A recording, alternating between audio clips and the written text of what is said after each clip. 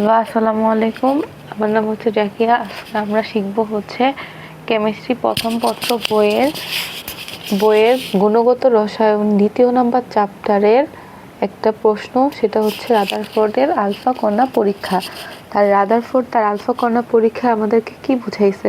Rutherford পর্যন্ত গতিসম্পন্ন alpha কণাকে একটা পাতলা সোনার পাতের উপর নিক্ষেপ করেন। এটা হচ্ছে আমাদের আলফা কণা। আলফা কণা কি? হিলিয়ামের নিউক্লিয়াস একটা। এটাকে পাতলা সোনার পাতের উপর নিক্ষেপ করার পরে তার পিছনে কি আছে? জিঙ্ক সালফাইডের একটা পর্দা আছে। কি? জিঙ্ক সালফাইড এর এর আবরণযুক্ত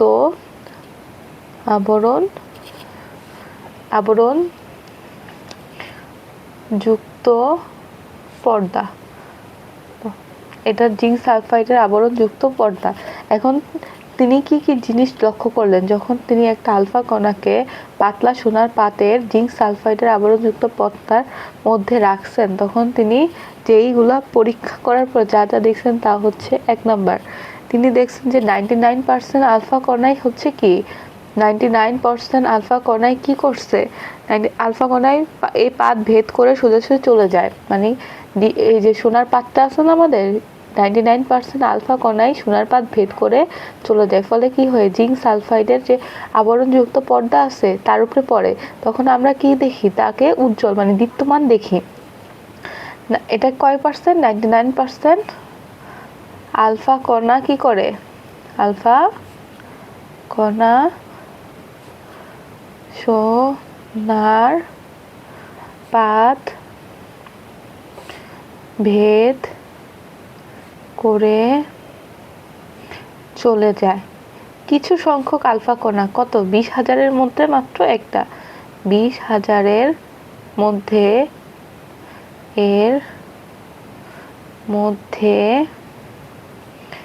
মাত্র একটি আলফা কণাই কি করে? আলফা কণায় যখন এই মাঝখানে নিউক্লিয়াস মানে কি ধনাত্মক চার্জের উপরে পড়ে, সেই আলফা কণাটা কি হয়? তার সোনার পাত ভেদ করতে পারে না, তার দিকটা কি হয়ে যায়? পরিবর্তন হয়ে যায়। মাত্র কয়েকটি আলফা কণাই কি করে? এই পথ থেকে বেঁকে যায়। 20,000-এর মধ্যে একটি আলফা কণা কি হয়? এ পথ থেকে বেঁকে যায়। তারপরে 3 নাম্বারটা হচ্ছে, 3 নাম্বারটা কি? খুব কম সংখ্যক আলফা, এটাই হচ্ছে আমরা এক লাইনেই দুটো পড়ে ফেলছি।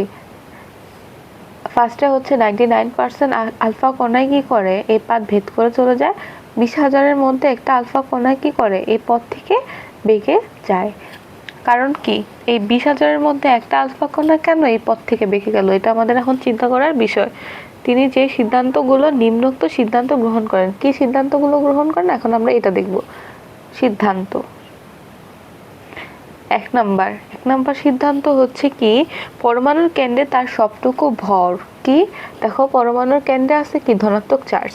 এই পরমাণুর কেন্দ্রে তার সবটুকু ভর ও ধনাত্মক চার্জ কি থাকে? পুঞ্জীভূত থাকে। একে নিউক্লিয়াস বলা হয়। পরমাণুর কেন্দ্রে থাকে কি? এই নিউক্লিয়াস। পরমাণুর কেন্দ্রে এর সবটুকু মানে কি, যে নিউক্লিয়াসটা আছে সেখানে কি হয়? পরমাণু কেন্দ্রে এর সবটুকু ভর ও ধনাত্মক চার্জ কি থাকে?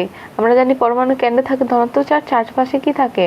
ঋণাত্মক চার্জ, মানে কি ইলেকট্রনগুলো ছড়ায়া ছিটাইয়া থাকে আর কি। পরমাণু কেন্দ্রে এই সবটুকু ভর অর্থাৎ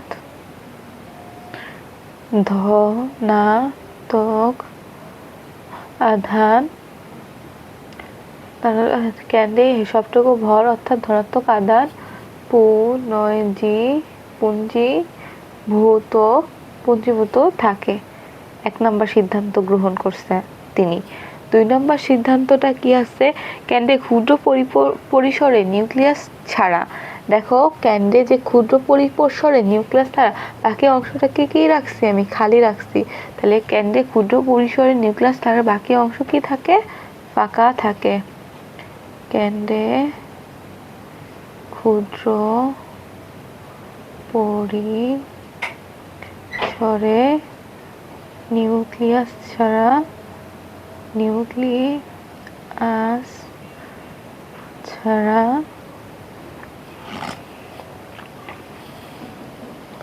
বাকি অংশ ফাঁকা থাকে। তারপরে সিদ্ধান্ত গ্রহণ করছে কি পরমাণুর আকারের তুলনায় নিউক্লিয়াসের আকার খুবই নগণ্য, মানে পরমাণুর আকারের তুলনায় এই যে ছোট আমাদের ধনাত্মক চার্জ নিউক্লিয়াসের আকার খুব নগণ্য। 3 নম্বর সিদ্ধান্তটা হচ্ছে কি পরমাণুর আকার তুলনায় নিউক্লিয়াসের আকার খুবই নগণ্য। পরমাণুর আকারের তুলনায় নিউক্লিয়াসের আকার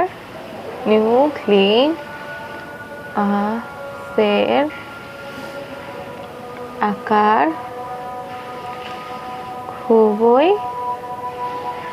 নগণ্য, মানে কি ছোট। নগণ্য মানে এখানে ছোট বোঝানো হয়েছে। 4 নম্বর সিদ্ধান্তটা গ্রহণ করছেন হচ্ছে আলফা কণার গতিপথের পরিবর্তন থেকে নিউক্লিয়াসের ধনাত্মক চার্জের সংখ্যা মৌলের পারমাণবিক সংখ্যার সমান। মানে কি আলফা কণার এই যে গতিপথের পরিবর্তন থেকে আমরা লক্ষ্য করি যে নিউক্লিয়াসের যে কয়টা ধনাত্মক চার্জ আছে সেটা মৌলের কার সমান? পারমাণবিক সংখ্যার সমান। মানে কি ধনাত্মক চার্জ যতগুলো থাকবে তার পারমাণবিক সংখ্যা তো ততই থাকবে। মানে কি আলফা কণার গতিপথ থেকে এটা আমরা লক্ষ্য করি যে নিউক্লিয়াসের ধনাত্মক চার্জের সংখ্যা মৌলের পারমাণবিক সংখ্যার সমান। আলফা কণার গতিপথ থেকে আমরা লক্ষ্য করি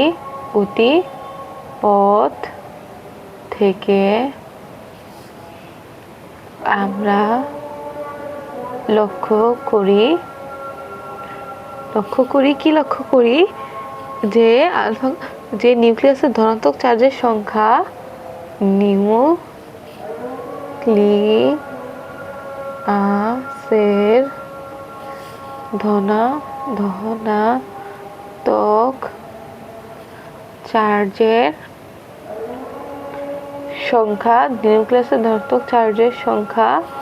নিউক্লিয়াসের ধনাত্মক চার্জের সংখ্যা মৌলের পারমাণবিক সংখ্যার সমান।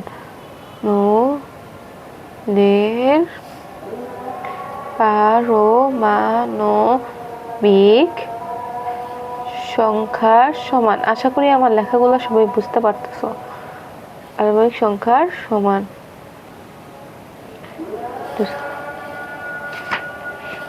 তারপরে আমরা এইটুকুই হচ্ছে এটা প্রশ্নটার উত্তর। এখন আমরা এটা সামারি পড়বো। সামারিটা কিছুই না, রাদারফোর্ড যখন তার আলফা কণার মধ্যে যে আমাদের প্রোটন মানে কি ধনাত্মক চার্জ রয়েছে তা পরীক্ষা করছে। আলফা কণা মানে কি রাদারফোর্ড প্রচন্ড গতিসম্পন্ন আলফা কণা মানে হিলিয়ামের নিউক্লিয়াসকে একটা পাতলা সোনার পাতের উপর রাখছে, যার সোনার পাতের পিছনে কি রাখছে জিঙ্ক সালফাইডের আবরণযুক্ত পাতলা পর্দা। যখন 99% আলফা কণায় কি করে, এই যে 99% আলফা কণায় কি করে সোনার পাত ভেদ করে চলে যায়, পরে এই জিঙ্ক সালফাইডটা আছে না ওইটা আমরা কি উজ্জ্বল দেখি, কিন্তু 20,000-এর মধ্যে একটা মাত্র আলফা কণা কি করে এই পথ থেকে দূরে বেঁকে যায়। মানে কি যখন এই ধনাত্মক চার্জটা আর একটা ধনাত্মক চার্জ আর একটা ধনাত্মক চার্জের মধ্যে কি হয় সংঘর্ষ হয়, তখন কি করে সেটা আর ওই দিকে যাইতে পারে না, সেটা বিপরীত দিকে চলে যায়। তারপরে এখন তিনি সিদ্ধান্ত গ্রহণ করছে যে পরমাণুর কেন্দ্রে তার সবটুকু ভর ও ধনাত্মক চার্জ পুঞ্জীভূত থাকে। আমরা সবাই জানি যে পরমাণুর কেন্দ্রে তার সবটুকু ভর মানে ধনাত্মক চার্জ রয়েছে। কেন্দ্রে ক্ষুদ্র পরিসরের নিউক্লিয়াস ছাড়া বাকি অংশ কি থাকে? ফাঁকা থাকে। 3 নম্বর সিদ্ধান্ত পরমাণুর আকারের তুলনায় পরমাণু দেখো কত বড় হয়, ইলেকট্রন আকারের তুলনায় নিউক্লিয়াসের আকার কি হয়? খুবই ছোট হয়। আলফা কণা গতিপথ থেকে আমরা লক্ষ্য করি কি নিউক্লিয়াসের ধনাত্মক চার্জের সংখ্যা মৌলের পারমাণবিক সংখ্যার সমান। আজকের জন্য এই পর্যন্ত। আশা করি সবাই আমার পড়ানোটা বুঝতে পেরেছো। সবাইকে আল্লাহ হাফেজ। আর কারো যদি কোনো সমস্যা থাকে তাহলে আমাদের কমেন্ট করতে পারো, আমরা তোমাদের সেই সমস্যার উত্তর দেওয়ার চেষ্টা করব। সবাইকে আল্লাহ হাফেজ। আসসালামু আলাইকুম।